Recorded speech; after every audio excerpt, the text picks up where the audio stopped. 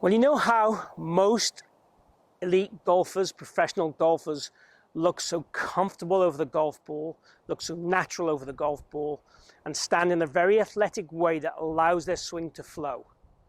Today, I'm going to share with you a routine and process that allows you to get into that same position they do every single time.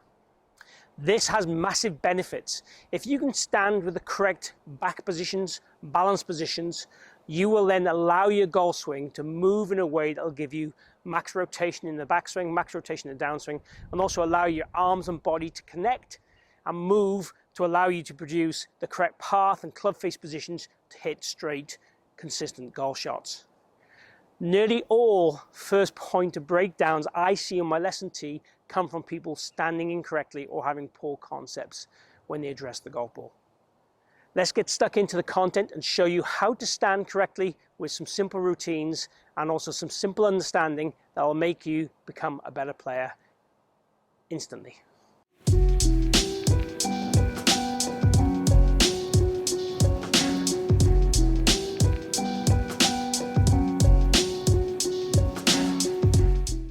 So it's true to say we all have some natural body shapes, and my back is particularly curved, so some of the body shapes that I will try and demonstrate today will not be as obvious and clear as probably some of the ones I'd want you to have.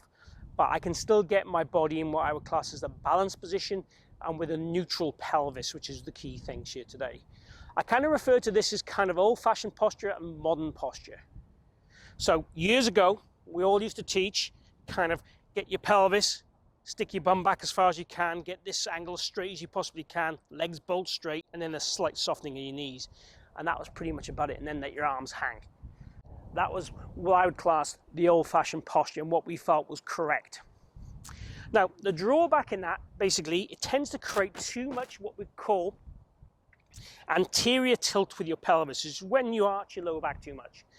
Now, some people have a natural arch in the lower back, so there will be some arching in there. But basically, when the pelvis is stuck up so much and so back, you're kind of locked out there. So as you start to make a swing backwards, what tends to happen is the pelvis tends to come in and you start to get that early extension, all because of how you stood to the golf ball. The opposite to that would be to get someone that was so into posterior tilt like this and so rounded that when they swing back, you might find that they stick their bum back.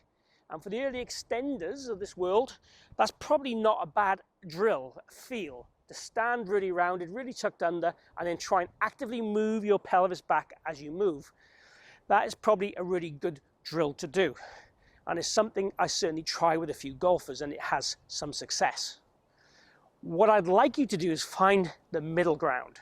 I want you to find your lower back in a fairly flat state, a comfortable state. Let's call it a switched off state.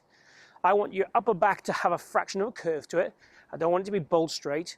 Gone are the days where you want to put the shaft down your back and try and get 3 points of contact. For me, that creates too much arch in your back and too much rigidity in your back. That means it's very difficult for you to make a correct turn. And turning correctly involves for me using your hips, using your rib cage a lot more than people do. A lot of people use the shoulders too much. So what I want you to do, basically, if you take the club and put it across your groin, about halfway down your pockets, if you had a normal pocket. If you try and lift your leg up, the position where you feel you kind of hinge your leg, roughly opposite that. Put your thumbs into your side like I've got here today, fingers on top of the shaft like so. Now from there, if I get you to just bend forward, and when you feel you're about to topple, I want you to stop. I then want you to flex your knees like you're going into a bit of a squat. And you feel now that the shaft starts to get creased a little bit between your hips and your thighs, depending on the size of your thighs. And then from there, we want to feel that the left hand goes forward to target and slightly angled up. Now from here, we should feel that our pelvis is in a fairly neutral position. Then from there, we want to let the arms hang to the floor. And if we need to tilt a little bit more to get to the floor, just feel like we round our back a little bit from there. The other way of doing it would be to get yourself into a rough stance and basically go into the maximum posterior position, the maximum anterior position, and try and waggle back and forth until you find a comfortable middle ground. The weight at this point should be roughly on your last lace of your shoes. Okay, roughly on about that position. Again, rock from toe to heel, and try and feel you've got the stability to be in the middle of those two positions, not favoring either side. Again, feel as if you were going to do like a clean and jerk, you'll be in a stable position. And from there, then let your arms hang down to the golf ball, lead arm straight, right arm bent, and then just get comfortable with a few waggles and feel like you be in that stable position every single time. In terms of how you take that information to the golf course, obviously there's a lot to do there. I wouldn't want you doing that in the golf course. I certainly would be okay with you doing that if you were waiting for a group in front while you're at the back of the tee with your mates playing, checking how you feel in the balanced state. But on the golf course, I'd want you to kind of step into the golf ball one-footed like this, get a rough stance, stand up, maybe waggle from interior to posterior, bend, get comfortable, and then pull the trigger. So it's kind of like a little position like this. And then find yourself then feeling the same kind of switched offness at address. So when the back's in a lot of anterior tilt, it'll feel quite tense. When it's posterior, it feels a lot more switched off. I can feel it here in my glutes a bit more. From here, I feel it in my lower back. But that's just the way my body is. If you feel it in certain places, use those feels. If it's certainly for me feeling in the glutes, I've gone too much tucked under, I know that. But getting that correct posture and getting certainly the hip level, so the left hip, the lead hip is higher than the trail hip, allows me to rotate my rib cage correctly in the backswing. If I'm setting up more over here, which is what I see every single day on the lesson tee, I'm going to sway or I'm going to reverse very quickly to get back to the ball. If I'm stood with too much balance on my toes, I'm going to tend to want to shift it to the heels, or I'll stay on my toes and have a very short swing. So we want to definitely have the balance. And the balance points kind of goes like this.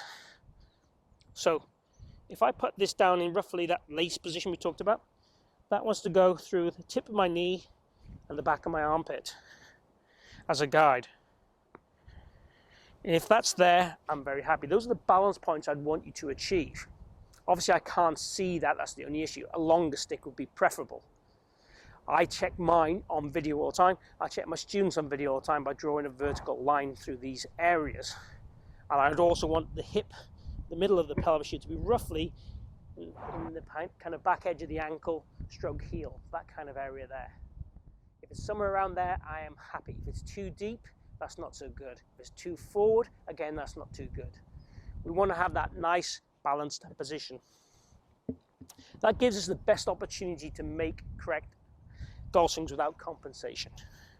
Let's go ahead and just do that as a routine. So I'll get my rough distance from the ball, posterior, anterior, middle ground, tilt to the ball, get comfortable, then make a swing.